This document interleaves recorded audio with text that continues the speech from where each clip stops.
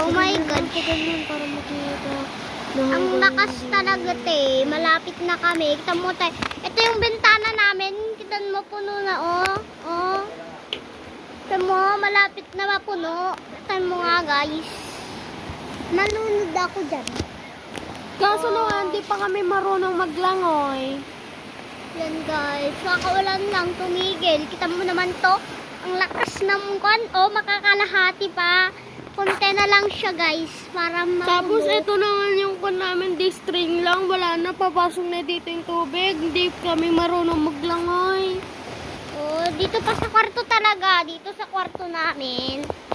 And guys, yan na nga, Malapit oh. na oh. Ayan, oh, di ba?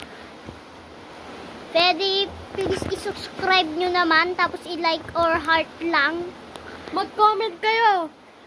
Anong mas malala, sa bahay niyo o sa bahay namin? Oh, di ba ang lakas?